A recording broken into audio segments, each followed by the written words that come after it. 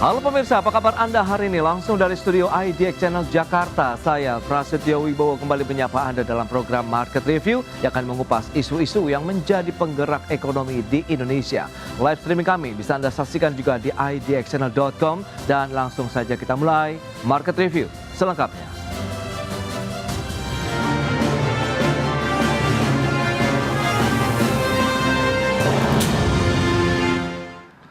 Baik pemirsa, kita akan berbincang terkait dengan langkah Bank Indonesia yang akhirnya menurunkan suku bunga acuan menjadi 4,75% dan ini menjadi langkah berani begitu ya Bank Sentral untuk menurunkan di bulan September, dan keputusan ini sejalan dengan upaya bersama untuk mendorong pertumbuhan ekonomi dengan menjaga tetap rendahnya inflasi dan stabilitas rupiah.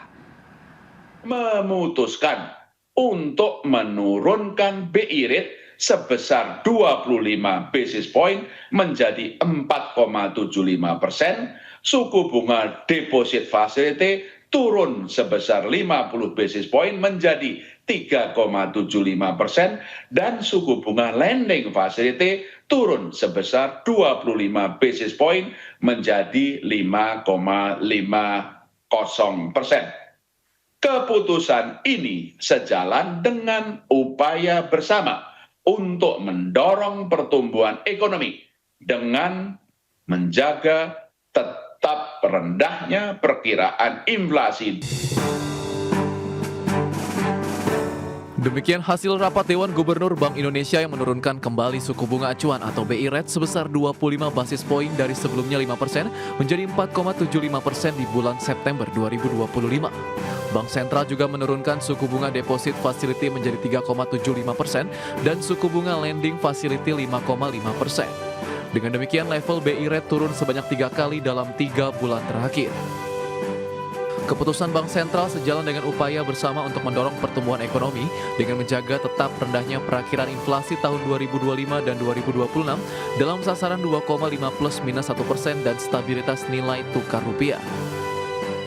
Sementara itu penurunan BI rate hingga saat ini telah mencapai 125 basis poin sejak bulan September tahun 2024 menjadi 5% yang merupakan level terendah sejak tahun 2022 lalu.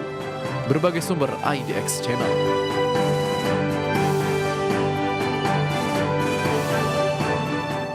Ya, pemirsa, untuk membahas tema kita kali ini, pacu ekonomi Bank Indonesia turunkan BI rate menjadi 4,75%.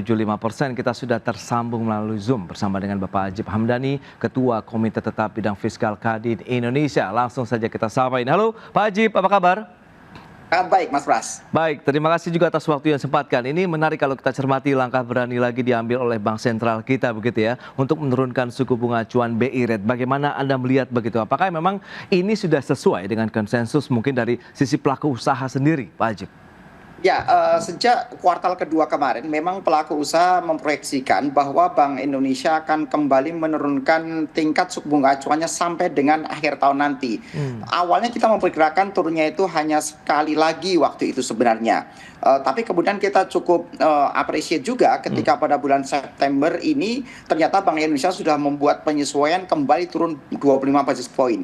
Tapi memang Mas Pras, ini menjadi suatu hal yang wajar ketika kemudian kita melihat bagaimana Pak Prabowo Subianto itu mempunyai target pertumbuhan ekonomi yang begitu eskalatif. Kita dengar kemarin bahwa Pak Prabowo itu mempunyai target di tahun 2025 ini pertumbuhan ekonominya mencapai 5,3%. Ini menjadi pondasi untuk bagaimana tahun 2026 nanti bisa naik menjadi 5,4%. Tapi coba kalau kita berkaca pada 2025 ini dulu, di mana pertumbuhan ekonomi di kuartal 1 kemarin 4,87%, Mas Pras.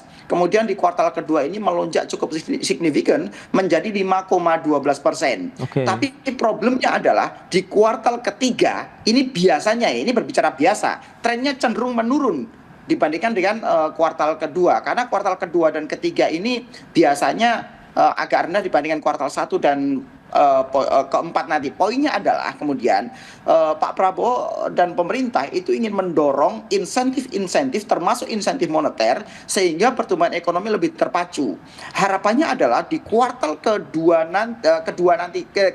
tadi ketika sudah mencapai 5,12%, maka kuartal ketiga itu justru bisa naik di atas 5,12%. untuk menggenjot itu tentunya dibutuhkan private sector itu bisa bertumbuh, dibutuhkan daya beli masyarakat itu juga membaik, dan dibutuhkan lapangan kerja itu bisa terbuka semaksimal mungkin sehingga daya beli masyarakat bisa tertopang dengan maksimal. Karena kalau kita lihat Mas Pras, bagaimana di kuartal kedua kemarin, pertumbuhan ekonomi memang betul mencapai 5,12%, tapi konsumsi masyarakat yang menopang signifikan pertumbuhan ekonomi itu tetap di bawah 5% pertumbuhannya. Artinya di sini masih banyak menyisakan PR yang harapannya bagaimana di kuartal kedua nanti itu bisa menjadi lebih baik untuk setiap variabel makronya. Jadi bagaimana kuartal ketiga nanti itu bisa tumbuh di atas 5,12%. Salah satunya adalah Bank Indonesia mendorong tingkat suku bunga acuannya turun yang tadinya 5% menjadi 4,75%. Ini yang kita lihat. Jadi bagaimana kondisi makronya, kemudian bagaimana kebijakan moneternya, apalagi sekarang kita lihat Mas Pras bahwa pemerintah cukup cakep dan cukup cantik dalam mendorong bauran kebijakan fiskal dan moneter. Bagaimana kita lihat kemarin ada program dari Kemenko Ekonomi, program 8+4+5 misalnya. Kita lihat bahwa di situ banyak sekali program insentif fiskal maupun insentif moneter untuk bisa mendongkrak pertumbuhan ekonomi, dan itu sejalan dengan target Presiden untuk pertumbuhan ekonomi bisa mencapai 5,3% secara agregat untuk akhir tahun ini. Kira-kira demikian itu teman-teman pengusaha lihat, Mas Pras. Betul, karena memang ini upaya untuk membangun bersama begitu ya ekonomi Indonesia begitu. Berarti ini bauran kebijakan fiskal moneter bisa dikategorikan seperti itu untuk bisa mendorong lagi bagaimana tingkat penyaluran kredit perbankan begitu akan semakin mudah, atau bagaimana dengan adanya penurunan suku bunga acuan ini? Oh iya, dan kita lihat bahkan seorang pemegang kebijakan fiskal, seorang Menteri Keuangan, Pak Purbayudi Sadewa ini kan seorang yang sangat moneteris. Beliau sangat concern dengan bagaimana likuiditas harus lebih banyak mengalir di sistem keuangan Indonesia, harus lebih banyak kemudahan-kemudahan para pelaku usaha untuk bisa mendorong pertumbuhan ekonomi. Jadi kalau 10 tahun terakhir Mas Pras, kalau kita lihat polanya adalah itu bagaimana government spending itu menjadi pendorong pertumbuhan ekonomi. Makanya kita hanya stuck di angka 5%. Dan kalau kita lihat sekarang stylenya, kita lihat gayanya, itu pemerintah ingin mendorong bagaimana sektor swasta itu juga ikut menjadi salah satu lokomotif untuk menggerakkan perekonomian, dan salah satunya adalah mengguyur pasar dengan likuiditas. Nah, ini yang memang kita harapkan. Yang penting ini bisa tetap terukur sehingga satu sisi inflasi bisa cukup terkendali, tapi yang lebih penting adalah pertumbuhan ekonomi bisa maksimal. Tapi kalau kita lihat dari sisi inflasinya Mas Pras, bahwa sebenarnya kita masih terkendali kok. Inflasi kita di bulan Agustus kemarin masih sekitar angka 2,37%, masih di bawah target di kerangka ekonomi makro kita yang mencapai 2,5%. Artinya dengan tingkat inflasi yang masih controllable, yang masih terkendali, maka yang menjadi PR selanjutnya adalah bagaimana kita bisa mendorong pertumbuhan ekonomi yang lebih eskalatif. Kebijakan moneter sekarang itu diharapkan itu bisa mendorong pertumbuhan ekonomi yang lebih masif. Demikian, Mas. Baik, kita akan cermati juga bagaimana dengan kinerja penyaluran kredit perbankan, karena data OJK per Juli ini juga ada penurunan dari sisi penyaluran kredit perbankan. Nih Pak Ajib, dari pergerakan secara tahunan, year to date, bahkan bulanan. Kita akan bahas lebih jauh di segmen berikutnya. Kita akan jeda dulu sebentar ya. Dan pemirsa, kami akan segera kembali usai pariwara berikut ini.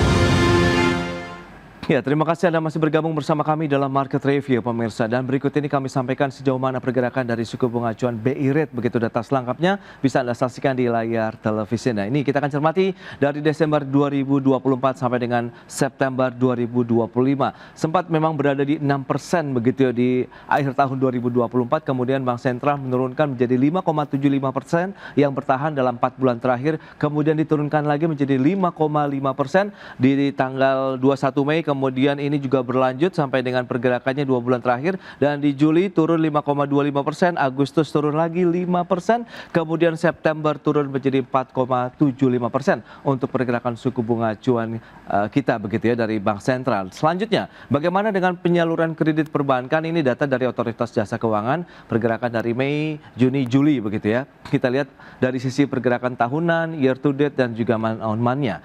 Baik, di Juli kita lihat sudah mencapai 8.043 triliun rupiah untuk penyaluran kredit ya. Dan ini memang dari sisi nilai ada penurunan dibandingkan dengan Juni. Sementara dari sisi kinerja persentasenya juga turun dari 7,77% menjadi 7,03%. Itu secara tahunan. Sementara year to date-nya dari 2,9% menjadi 2,7%. Juga turun. Man on man-nya atau man to man-nya dari 0,78% menjadi minus 0,21% untuk penyaluran kredit di bulan Juli 2025. Selanjutnya dari sisi penggunaan kredit perbankan. Nah ini dia. Ini ada kredit modal kerja, kredit investasi dan juga kredit konsumsi. Memang yang paling tumbuh cukup yang lumayan begitu bisa dikatakan karena double digit adalah kredit investasi. Di bulan Mei 13,74%, Juni 12,53%, ada penurunan. Kemudian di Juli 2025 juga trennya turun 12,42%. Meskipun yang paling tinggi mendominasi adalah kredit investasi.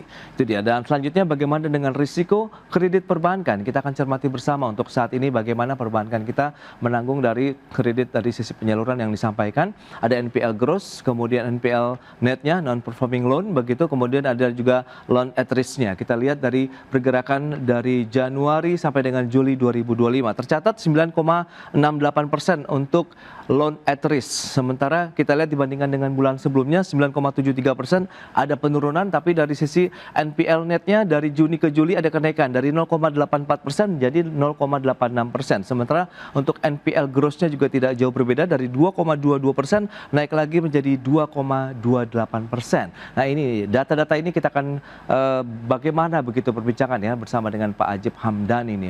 Baik Pak Ajib, dengan beberapa data tadi yang sudah disampaikan, Anda melihat seperti apa likuiditas, kemudian penyaluran kredit, kemudian dari sisi ya resiko penyaluran kredit begitu yang dari perbankan salurkan kepada masyarakat menurut pandangan Anda nih Pak Ajib. Oke, saya akan mengambil dua angka indikator yang ada di perbankan dan likuiditas. Satu berbicara masalah pertumbuhan kredit atau lending growth. Tadi Mas Pras menyebutkan bahwa bulan Juli kita lending growth hanya 7%-an sebenarnya, 7,03% Mas Pras. Padahal sebenarnya idealnya itu dan targetnya itu mencapai 8% sampai dengan 11%. Artinya ini masih jauh di bawah dengan target pertumbuhan kredit di tahun 2025. Dan satu lagi sebenarnya Mas Pras, ada data namanya loan to deposit ratio sebenarnya. Yaitu perbandingan loan-nya, perbandingan kreditnya dibandingkan dengan depositnya atau DPK-nya, dana pihak ketiga. Di Indonesia itu LDR kita ini hanya mencapai 87,69% Mas Pras. Sebenarnya idealnya itu bisa sampai dengan 92%. Artinya sebenarnya kekeringan likuiditas itu bukan ada di perbankan. Kekeringan likuiditas itu ada di pasar sebenarnya. Sehingga seharusnya bagaimana likuiditas yang ada di perbankan itu disalurkan ke mekanisme pasar, bagaimana ke private sector, dan harus didorong pada sektor-sektor yang produktif sehingga membuat nilai tambah yang maksimal.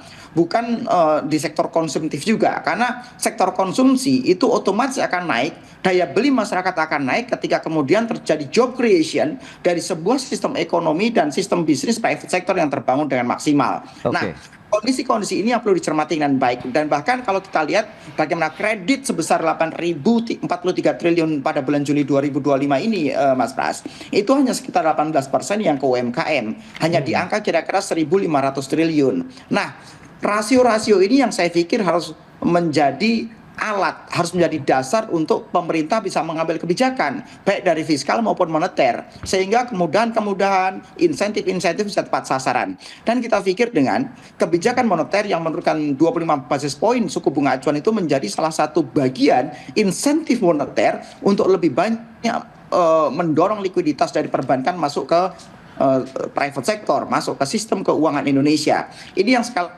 lagi menjadi awareness dari teman-teman pengusaha, Mas Pras. Sekali lagi, kekeringan likuiditas itu bukan ada di pasar, bukan ada di market, tapi perbankan juga masih punya likuiditas itu. Dan harapan kita kemudian ketika Kementerian Keuangan melalui peraturan Menteri Keuangan PMK nomor 276 taruh uang 200 triliun di sistem keuangan, ini harus langsung disalurkan pada masyarakat.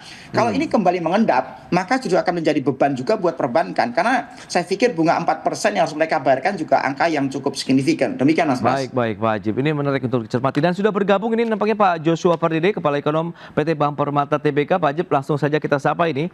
Halo Pak Joshua, apa kabar?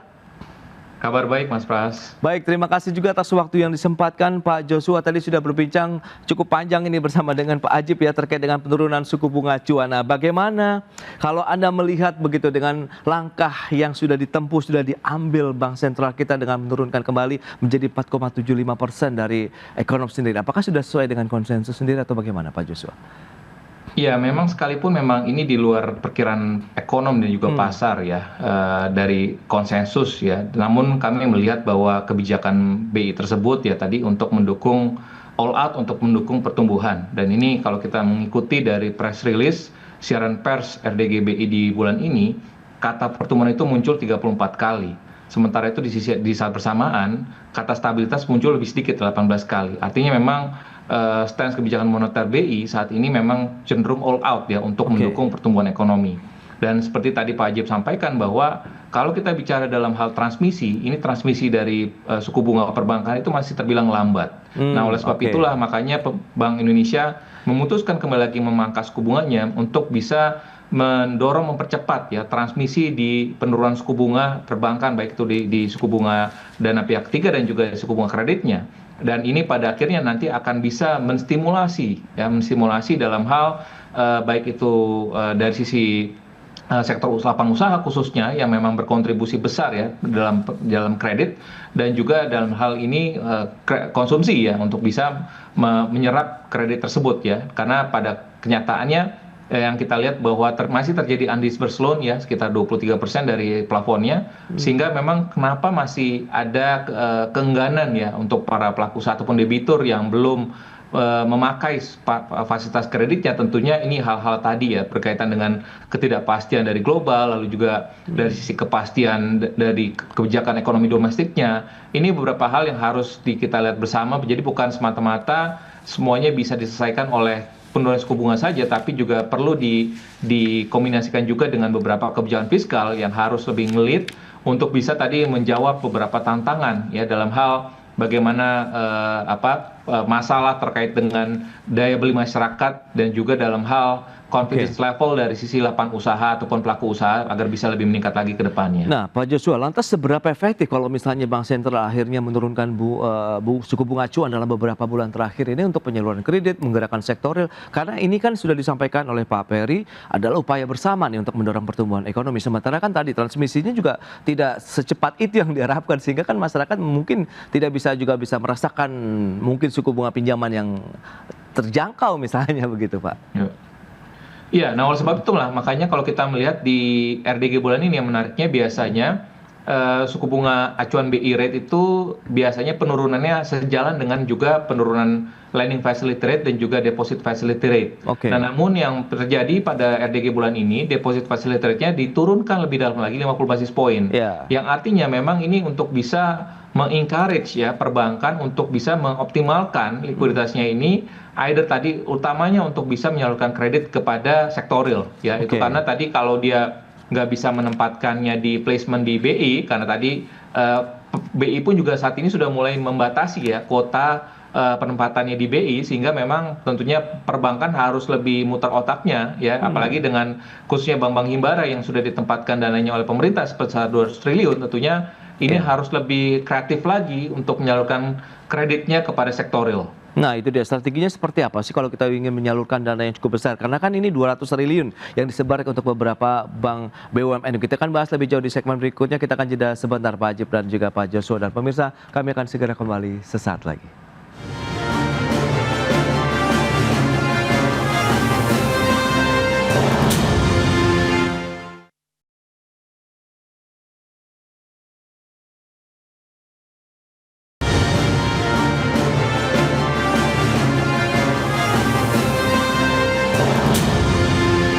Baik, pemirsa, kita lanjutkan kembali perbincangan bersama dengan Bapak Ajib Hamdani, Ketua Komite Tetap Bidang Fiskal KADI di Indonesia, kemudian Bapak Joshua Pardede, Kepala Ekonom PT Bank Permata Tbk. Baik, dengan beberapa strategi yang harus diterapkan, kalau memang ini dana masif yang ada di likuiditas perbankan saat ini, kemudian harus disalurkan, kemudian Bank Sentral bahkan ikut juga berpartisipasi dengan menurunkan suku bunga acuan. Anda melihat Pak Joshua, apa yang harus segera dilakukan? Mekanisme ataupun strategi apa yang bisa segera dilakukan begitu, sehingga nanti penyalurannya bisa menggerakkan lagi sektor real, membangkitkan lagi daya beli masyarakat begitu, Pak Joshua?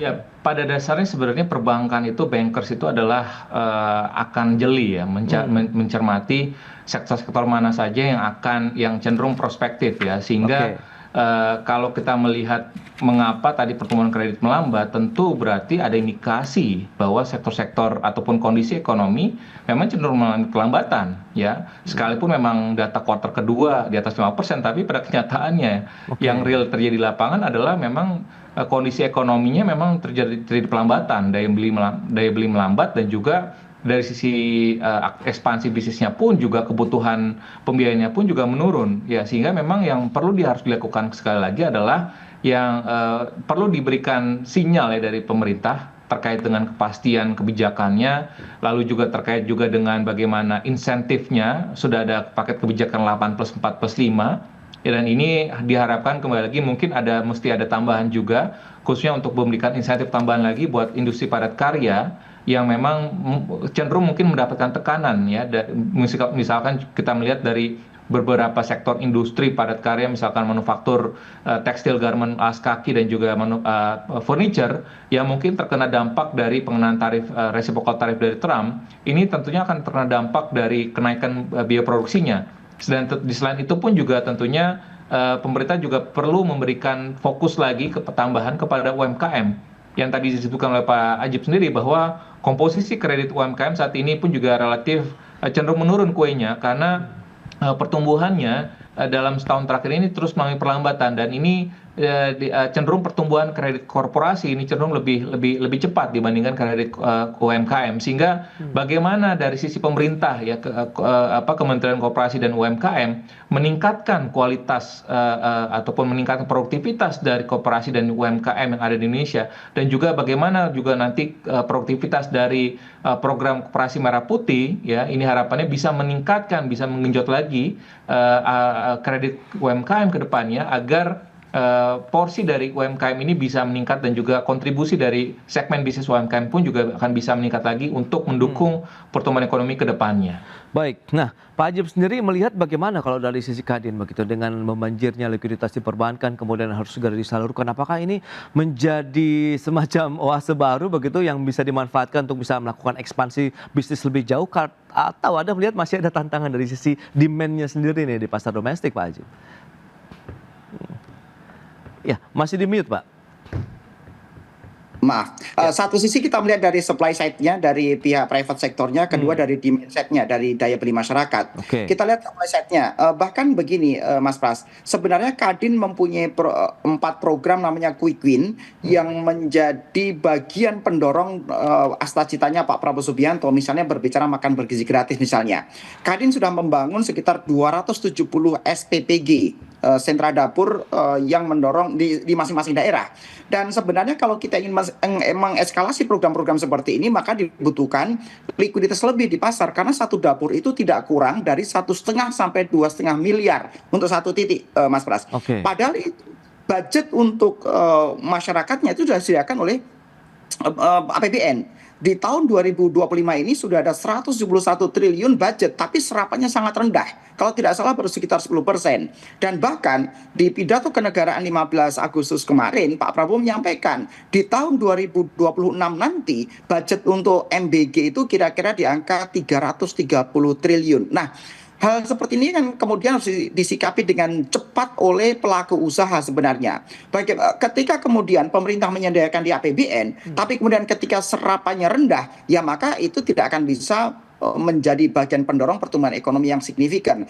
Harapan dari Presiden adalah bagaimana sebenarnya program-program yang sudah didesain di APBN dan juga termasuk kebijakan-kebijakan fiskal maupun moneter yang didorong itu adalah juga untuk mendorong pertumbuhan ekonomi. Makanya tadi Mas Joshua dengan presisi menyebutkan bahwa pemerintah itu cenderung, saya sampaikan cenderung lebih mendorong pertumbuhan dibandingkan stabilitas. Ketika kemudian ini harus diatur ritmenya. Karena sekali lagi stabilitas kita itu relatif terjaga karena pertumbuhan ekonomi kita ini kan ditopang oleh konsumsi domestik sekitar 57% secara signifikan, Mas Pras. Sehingga kemudian kemarin juga relevan dengan Pak Menteri Keuangan yang menyampaikan ketika kemudian kita bisa membangun ekosistem bisnisnya dengan baik dan maksimal, Indonesia ini mempunyai sebuah local domestic demand yang luar biasa dengan 280 juta orang. Sehingga supply side-nya ini, sisi private sektornya didorong dengan maksimal. Dan Kadin mempunyai program-program quick win yang mendorong ke arah sana. Kemudian kedua tentang demand side-nya, tentang daya beli masyarakat. Begini Mas Pras, kalau kita lihat bahwa bagaimana program pemerintah ini harus fokus, setiap program-program yang ada itu pro dengan yang namanya job creation. Karena satu-satunya untuk bisa mendorong pertumbuhan ekonomi yang baik, kalau tidak dengan UMKM yang bertumbuh adalah dengan job creation yang terserap dengan adanya private sector yang sehat. Ini yang kita bangun, karena kalau kita mengharapkan orang mampu belanja karena government spending misalnya diangkat jadi PNS yang digaji oleh pemerintah, berapa banyak orang yang bisa diangkat jadi PNS.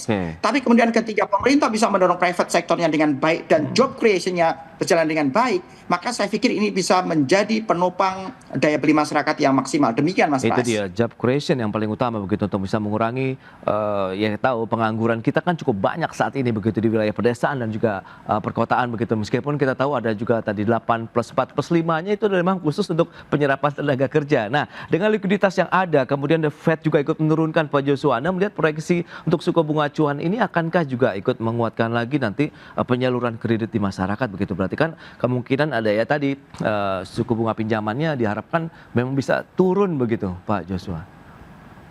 Iya, kembali lagi ini diharapkan akan berproses secara paralel di mana transmisi penurunan suku bunga terus akan berjalan dengan lebih cepat lagi di perbankan dan juga efektivitas produktivitas tadi ke program-program pemerintah, belanja pemerintah bisa lebih dipercepat lagi dalam beberapa bulan ke depan ini, sehingga nanti ke depannya permintaan kredit pun juga akan sendirian dengan muncul ya. Dengan demikian nanti pada akhirnya pertumbuhan ekonomi pun juga akan terangkat ya dengan kombinasi tadi ya, transmisi suku bunga dan juga dengan adanya permintaan kredit yang meningkat, sehingga tentu yang bisa kita harapkan tadi bagaimana program 8+4+5 ini khususnya tadi dari sisi penyerapan tenaga kerja dan juga MBG ini harus benar-benar difokuskan oleh pemerintah, karena realisasi misalkan penyerapan tadi Pak Ajib sudah sampaikan juga realisasi penyerapan misalkan belanja MBG ini masih cukup rendah. Jadi harusnya bisa menjadi Pak Menkyu Purbaya harus bisa mempercepat kembali lagi sebagai Menkyu yang baru, membuat terobosan-terobosan baru agar program-program prioritas pemerintah ini bisa terakselerasi dengan lebih cepat lagi, sehingga daya dorongnya di berbagai daerah di Indonesia ini pun juga bisa lebih cepat lagi untuk bisa mendorong permintaan kredit tadi. Baik, terakhir Pak Ajib, Anda melihat bagaimana potensi ke depan begitu untuk dunia usaha kita begitu dengan penurunan suku bunga acuan, kemudian dengan beragam kebijakan-kebijakan stimulus ekonomi yang sudah disalurkan untuk menggenjot lagi begitu di semester kedua untuk pertumbuhan ekonomi kita 5,3% ini yang sudah ditetapkan begitu. Ya, dengan insentif moneter yang ada, dengan turunnya tingkat suku bunga acuan mencapai 25 basis point ini, Mas Pras, dan juga kebijakan fiskal yang pro dengan likuiditas, berarti kan artinya kebijakan fiskal juga sangat monetaris juga ini, Mas Pras. Maka harapan dunia usaha adalah pertumbuhan kredit kita bisa mencapai 8% sampai dengan 11% sesuai dengan target awal. Dan kemudian secara agregat bisa mendorong pertumbuhan ekonomi mencapai dengan 5,3% di akhir tahun ini. Demikian Mas Pras. Baik, itu dia yang menarik perlu dicermati bahwa ini memang perlu diapresiasi, tapi yang lagi-lagi actionnya bagaimana implementasinya di lapangan begitu yang bisa menggerakkan lagi benar-benar sektor real, kemudian daya beli masyarakat, penyaluran kredit juga semakin mungkin persyaratannya agak dimudahkan bagi masyarakat yang memang memiliki usaha begitu di sana. Baik, Pak Ajib, Pak Joshua, terima kasih banyak atas waktu sharing dan update yang sudah disampaikan kepada pemirsa pada hari ini. Selamat melanjutkan aktivitas Anda kembali. Salam sehat, sampai berjumpa kembali. Terima kasih Pak Ajib, Pak Joshua. Terima kasih Mas Pras, terima kasih Mas Joshua. Ya, pemirsa, pemerintah akan memperpanjang masa berlaku pemberian insentif pajak penghasilan final sektor UMKM sebesar 0,5% hingga tahun 2029 mendatang. Menteri Koordinator Bidang Perekonomian Erlangga Hartarto menyebutkan pemerintah akan menyusun PP terbaru sebagai dasar hukum pelaksanaan kebijakan ini hingga 4 tahun mendatang. Pemerintah akan melanjutkan perpanjangan masa berlaku insentif pajak penghasilan final sektor UMKM dengan tarif 0,5% hingga tahun 2029.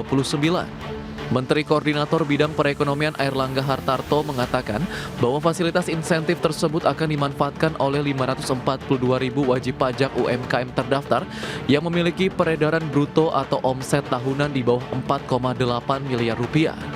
Yang pertama terkait dengan PPh final bagi UMKM yang pendapatannya 4,8 miliar setahun, itu pajak finalnya 0,5% dilanjutkan sampai 2029. Jadi tidak kita perpanjang satu tahun, tetapi diberikan kepastian sampai dengan 2029. Kemudian tahun 2025 alokasinya sudah 2 triliun. Kemudian wajib pajak yang terdaftar sudah 542.000 ini dari Kementerian Keuangan. Sebelumnya pemberian fasilitas pajak bagi UMKM diatur dalam PP nomor 23 tahun 2018 yang diperbarui dengan PP nomor 55 tahun 2022. Dalam regulasi itu disebutkan bahwa UMKM dengan omset bruto di bawah 4,8 miliar rupiah setahun dapat menggunakan tarif PPh final UMKM sebesar 0,5% dari penghasilan bruto dengan masa berlaku kebijakan selama 3 hingga 7 tahun sejak tahun 2018. Oleh sebab itu, pemerintah menyatakan perlu merevisi PP tersebut untuk dapat memperpanjang fasilitas pajak itu sampai dengan 4 tahun ke depan. Jakarta, Tim Liputan IDX Channel. Ya, pemirsa, untuk membahas tema kita kali ini, kebijakan PPh final UMKM 0,5% diperpanjang hingga tahun 2029. Kita sudah tersambung melalui Zoom bersama dengan Mas Abdul Ghafur. Beliau adalah Wakil Ketua Umum HIPMI Tech Center. Langsung saja kita sapa ini. Halo Mas Ghafur, apa kabar? Halo Mas Pras, kabar baik. Gimana kabar Mas? Kabar baik juga, terima kasih atas waktu yang disempatkan. Ini menarik kalau kita bicara mengenai perpajakan begitu, dan kali ini terkait dengan sektor UMKM. Nah, sebelum membahas lebih jauh, kita akan review terlebih dahulu begitu dari HIPMI Center terkait dengan kebijakan fiskal untuk sektor UMKM begitu selama ini, bagaimana sih menurut pandangan Anda? Terima kasih. Baik Mas Pras, jadi kalau kita melihat ada beberapa kebijakan fiskal yang memang ditujukan untuk teman-teman UMKM ya selama ini. Baik dari sisi perpajakan maupun dari sisi permodalan begitu. Kalau dari sisi perpajakan sendiri, sebenarnya semenjak tahun 2013 itu sudah ada insentif PPh untuk UMKM yang tarifnya 1% ya. Kemudian di 2018 diturunkan menjadi 0,5%, di tahun 2022 juga diturunkan tetap menjadi 0,5%, tetapi dengan catatan ada batasan waktu yang sesuai tadi kita melihat bahwa batasan waktunya kan sampai dengan harusnya di tahun 2025 ini gitu ya, khusus untuk UMKM yang orang pribadi gitu. Nah, kalau kita lihat secara khusus, review terkait dengan pelaksanaan kebijakan PPh final 0,5% dari pendapatan bruto untuk UMKM beromset di bawah 4,8 miliar rupiah yang berlaku sejak 2018 ini bagaimana? Sebetulnya ini kalau kita melihat data, kita sampaikan bahwa sekitar 540 ribuan penerimaan pajak atau wajib pajak yang menggunakan fasilitas UMKM ini, Mas Pras. Tetapi kalau kita juga melihat sebenarnya data UMKM sendiri menurut Kementerian Koperasi kan cukup besar, bahkan besar sekali. Karena UMKM kita itu sangat memiliki peran strategis di dalam kontribusinya terhadap produk domestik bruto ya, dengan jumlah UMKM hampir sekitar 65 juta UMKM sampai dengan saat ini begitu. Nah, ini yang perlu kita lihat adalah bagaimana insentif 0,5% itu bisa menyasar pada seluruh UMKM. Artinya seperti tema-tema yang kemarin, underground ekonomi itu bisa kita juga lihat dan juga bisa kita jangkau begitu Mas Pras. Baik, Mas Ghafur, tapi kalau kita lihat dari sisi PPh final 0,5% ini begitu kan, memang menurut pandangan dari HIPMI Tech Center sudah layak diperpanjangkah atau momentumnya sudah tepat begitu? Karena kan UMKM kita tahu memang menjadi penopang begitu ya dari mesin-mesin ekonomi Indonesia saat ini begitu. Iya, karena ini memang batasannya di peraturan pemerintah nomor 55 tahun 2022 tadi, bahwa 7 tahun itu menjadi batasan ya, sehingga berakhir 2025 ini kalau dihitung dari tahun 2018. Sehingga pemerintah perlu melakukan istilahnya melakukan kajian kembali apakah ini diperpanjang atau tidak. Dengan melihat situasi sampai dengan saat ini, kondisi perekonomian kita yang belum terlihat baik-baik saja, dalam artian kita sedang merangkak untuk menjadi lebih baik, artinya insentif ini memang masih sangat diperlukan oleh teman-teman UMKM di dalam memenuhi kewajiban perpajakannya. Iya, menarik kalau kita tarik dari sisi fiskal keuangan negara dengan pengetatan yang saat ini, menurut Anda kebijakan dari perpanjangan PPh final ini, ya ini tidak akan membebani atau memang ini bagian daripada pemerintah begitu untuk pro growth begitu, dalam artian kita harus terus mendukung nih pertumbuhan ekonomi Indonesia dengan menggerakkan sektor real kita, Mas Gofur? Iya, tentunya kalau kita melihat kontribusi penerimaan pajak dari sektor UMKM ini memang tidak terlalu besar ya Mas Pras, di angka 1-2% lah untuk kontribusinya ya. Tetapi mereka juga kita lihat kontribusi di sisi lain ya, misalnya penyerapan tenaga kerja, kemudian kontribusi terhadap produk domestik bruto mereka sangat tinggi, sehingga saya kira meskipun dari sisi penerimaan akan ada dampaknya, tapi dampaknya tidak terlalu signifikan ya dibanding dengan adanya pertumbuhan ekonomi dan juga penyerapan tenaga kerja begitu Mas. Ya, kalau kita bicara mengenai poin-poin apa saja yang perlu diperhatikan begitu, kalau kita lihat dari sisi perpanjangan periode kebijakan PPh final ini, apa saja yang mungkin menarik? Perlukah ada relaksasi atau perlu ditambah lagi atau bagaimana nih?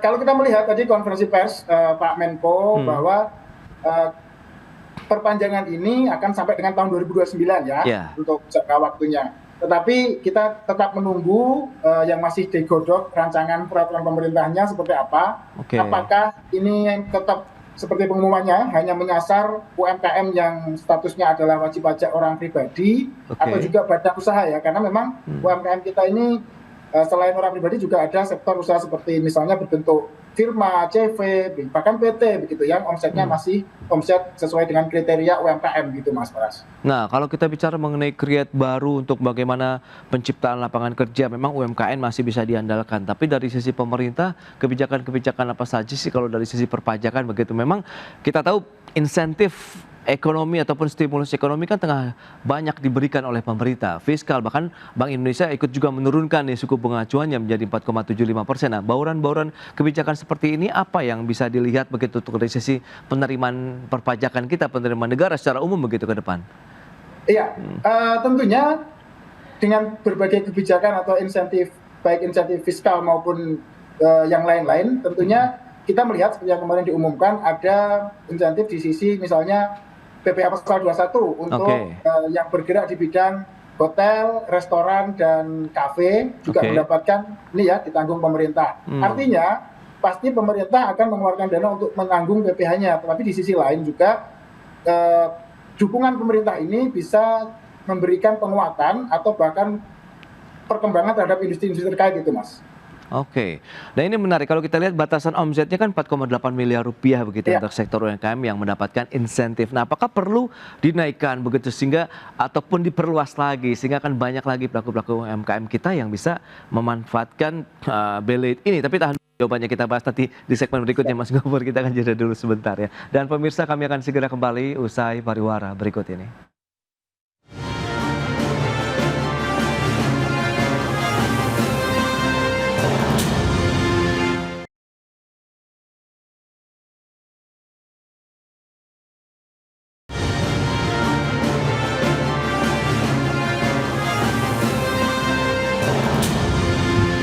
Ya, Anda masih menyaksikan Market Review pemirsa, dan berikut ini kami akan sampaikan kembali sejumlah data untuk Anda terkait dengan insentif pajak UMKM di tahun 2025 ini. Ya, seperti yang bisa Anda saksikan di layar televisi Anda, di mana PPh final 0,5% dari penghasilan bruto untuk UMKM dengan omset tahunan di bawah 4,8 miliar rupiah. Ini dia untuk insentif pajaknya. Dan selanjutnya pembebasan PPh final 0,5% untuk UMKM dengan omset tahunan di bawah 500 juta rupiah. Dan ini batasan-batasannya ya bagi pelaku UMKM yang bisa mendapatkan insentif pajak begitu. Dan selanjutnya, berapa sih jumlah UMKM di Indonesia? Ini dia datanya, kita akan cermati bersama. Meskipun ya kalau kita bicara mengenai data ini juga belum bisa ada yang dikatakan tepat berapa sih jumlah totalnya begitu ya. Tapi kita akan cermati bersama. Ini dari tahun 2020 ada 64 juta, kemudian naik di 2021 65,48 juta, kemudian di 2022 65 juta dari UMKM, kemudian di tahun 2023 naik menjadi 66 juta, dan di tahun 2024 ada penurunan menjadi 64,2 juta pelaku UMKM di Indonesia. Itu dia beberapa data yang sudah kita sampaikan. Kita lanjutkan kembali perbincangan bersama dengan Mas Abdul Gofur, Wakil Ketua Himit Tech Center. Ya, dengan beberapa data tadi yang sudah disampaikan, batasan-batasannya begitu ya, Mas Gofur. Menurut Anda apakah masih ada potensi untuk diperluas lagi begitu, dalam artian banyak sekali nanti akan diterima, dirasakan manfaatnya oleh para pelaku UMKM kita dari Sabang sampai Merauke begitu, Mas Gofur? Iya, kembali lagi Mas Pras, ketika kita melihat data kan, data yang disampaikan tadi meskipun jumlah UMKM kita banyak, tapi yang terdaftar dan menggunakan fasilitas ini kan masih sangat sedikit begitu ya. Artinya memang perlu kerja keras dari pihak otoritas pajak dalam hal ini untuk menjangkau aktivitas-aktivitas ekonomi yang kemarin juga sempat kita sampaikan bahwa underground ekonomi ini kadang-kadang juga perlu, yang belum masuk dalam sistem perekonomian kita. Kita tidak akan bisa menghitung penerimaan pajak yang sebenarnya, menghitung tax ratio yang sebenarnya apabila kegiatan-kegiatan ekonomi bawah tanah ini kan belum terjangkau begitu. Iya. Baik, tapi kalau misalnya dengan perluasan ini, ya itu dia, perlu ada payung hukum baru, kemudian sejauh mana nanti kalau kita bicara multiplier effect-nya begitu nih, Mas Gofur? Iya, tentunya kalau kita tadi melihat ada batasan-batasan omset, itu menjadi salah satu, nanti ya seperti sampai dengan 500 juta itu tidak ada pajaknya istilahnya, karena pajaknya 0%. Oke. Kemudian sampai dengan 4,8 dikenai 0,5%. Itu artinya bahwa pemerintah dalam hal ini memberikan insentif kepada teman-teman UMKM ketika omsetnya masih di bawah 4,8 ya pajaknya 0,5. Tetapi yang ingin kita berikan penekanan adalah otoritas pajak dalam hal ini perlu melakukan perluasan basis pajak sehingga keadilan itu juga dirasakan, Mas Pras. Dalam artian sampai yang kena pajak itu hanya UMKM itu aja, banyak UMKM yang belum dijangkau begitu. Nah, seperti apa sih kalau memang nanti bisa diperluas menurut Anda begitu? Apakah potensi penerimaan pajak kita justru akan bertumbuh, mengingat akan masif sekali pelaku UMKM yang bisa merasakan dampaknya, kemudian aktivitas usaha mereka bisa bergerak begitu, akhirnya kan bisa mendorong ekonomi juga? Ya, tentunya memang kembali lagi bahwa tadi bagaimana ketika basis pajak diperluas dan tentunya pasti jumlah wajib pajak juga akan meningkat dan pada akhirnya setoran pajak juga akan naik. Tetapi di sisi lain jangan sampai hal ini malah menjadi kontraproduktif, dalam artian akan menjadikan teman-teman UMKM itu merasa ada biaya yang harus ditanggung, ya dalam ini biaya pajak. Oke, nah kalau kita bicara formulasi lah, kebijakan begitu dari sisi perpajakan untuk sektor UMKM. Kalau dari HIPMI Tax Center begitu, kalau memang tadi lebih kepada asas keadilan, kebersamaan begitu, ini seperti apa yang mungkin idealnya saat ini? Iya, kalau terkait dengan formulasi kebijakan, Mas Pras, ya menurut kami di HIPMI Tax Center melihat bahwa teman-teman UMKM ini sebenarnya yang menjadi fokus adalah bagaimana pengembangan bisnis di sisi promosi dan juga pasar begitu ya.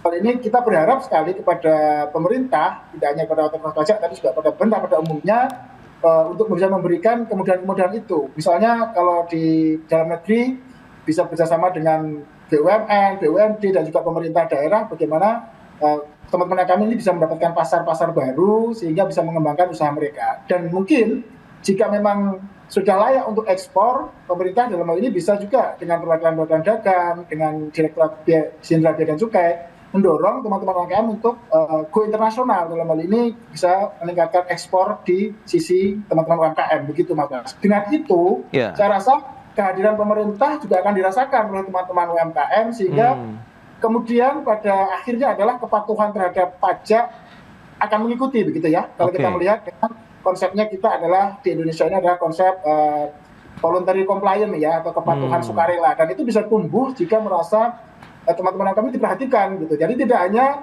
pajak itu datang ketika mereka sukses berusaha, tapi ketika masih dalam proses membangun, pajak dan pemerintah itu tidak hadir begitu. Oke, nah menurut Anda sendiri juga ini Mas Gofur, apakah juga dengan insentif pajak yang diberikan oleh pemerintah begitu bagian daripada stimulus ekonomi, apakah ini juga akan efektif, kemudian bisa menjadi game changer juga nih untuk perekonomian kita, untuk bisa menggerakkan mungkin grassroots kita, kemudian kelas menengah kita begitu yang selama ini juga tengah mengalami tekanan dari sisi daya beli juga, dan kita tahu penciptaan lapangan kerja juga yang masih terus diupayakan oleh pemerintah karena demand-nya juga sepertinya masih cukup tinggi begitu dengan tingkat pengangguran yang besar juga. Iya, dengan berbagai kebijakan atau inisiatif tadi, saya rasa pajak juga memiliki peranan penting ya di dalam bagaimana melihat teman-teman UMKM ini tumbuh dan berkembang. Begitu. Teman-teman UMKM ini dengan berbagai insentif termasuk tadi ya batasan-batasan pajak, batasan-batasan omset yang dikenai pajak, kemudian juga tarif yang menurut kami juga relatif masih di tarif yang rendah di 0,5%. Saya kira teman-teman UMKM ini tinggal melihat bagaimana mereka melakukan kepatuhan pajak gitu. Tapi di sisi lain kembali lagi bahwa fokusnya bukan di situ, tapi fokusnya bagaimana mengembangkan UMKM ini, mengembangkan bisnisnya bisa lebih besar lagi, bisa lebih meningkat lagi begitu. Baik, tapi kalau misalnya bicara mengenai UMKM-nya juga begitu, apakah bisa beradaptasi dengan perkembangan kebijakan fiskal? Dalam artian literasi ini masih terus didampingi, perlu pendampingan atau bagaimana sih untuk sektor UMKM kita begitu? Iya, makanya memang pemerintah dalam hal ini sosialisasi, kemudian edukasi di sektor perpajakan perlu, baik dari yang dilakukan oleh pemerintah, kantor-kantor pajak maupun pada seluruh stakeholder NGO ya, non-government organization yang memang berfokus pada pendidikan di sektor perpajakan dan keuangan. Tetapi yang tidak kalah penting tadi, pajak itu hanyalah menjadi proses akhir dari teman-teman UMKM untuk berkembang. Kami sangat mengharapkan bagaimana kehadiran pemerintah selain di sisi insentif pajak juga di sisi lain misalnya tadi membuka pasar baru, kemudian juga tempat kita berpromosi sehingga teman-teman UMKM ini bisa tumbuh dan berkembang sehingga nanti saya yakin dengan basis pajak yang tadi dilakukan semakin baik, basis pajak diperluas, maka penerimaan perpajakan dari sektor UMKM juga bisa meningkat. Ya itu dia, masih bincang terkait dengan sektor perpajakan ya. Kalau kita cermati dengan beberapa insentif yang sudah disampaikan juga dari HIPMI Tech Center juga menyampaikan bahwa memang ini menjadi kebijakan yang juga bisa dikatakan tepat begitu untuk bisa mendorong sektor ekonomi kita. Mesin-mesin ekonomi kita harus bisa menggeliat lagi. Kemudian apabila ada kegiatan usaha di sana ya diharapkan bisa meningkatkan lagi pertumbuhan dari penerimaan negara dari sektor perpajakan. Dan ada beberapa data tadi yang memang sudah disampaikan kalau kita bicara mengenai insentif pajak begitu kan. Ada beberapa batasannya yaitu PPh final 0,5% dari penghasilan bruto untuk UMKM dengan omset tahunan di bawah 4,8 miliar rupiah. Kemudian ada pembebasan PPh final 0,5% untuk UMKM dengan omset tahunan di bawah 500 juta rupiah. Ini dia kalau kita lihat dengan beberapa data tadi yang sudah disampaikan. Jumlah UMKM di Indonesia mencapai 64,2 juta pelaku UMKM begitu ya di Indonesia dari tahun 2020 64 juta kemudian sampai dengan 64,2 juta di tahun 2024. Ya ini dia semoga diharapkan pelaku UMKM kita juga akan masih terus bertambah begitu ya. Baik pemirsa, 1 jam sudah saya menemani Anda dalam Market Review dan perbarui terus informasi Anda hanya di IDX Channel, your trustworthy and comprehensive investment reference. Karena urusan masa depan harus di depan, aku investor saham saya Prasetyo Wibowo beserta seluruh kerabat kerja yang bertugas pamit undur diri. Terima kasih, sampai jumpa.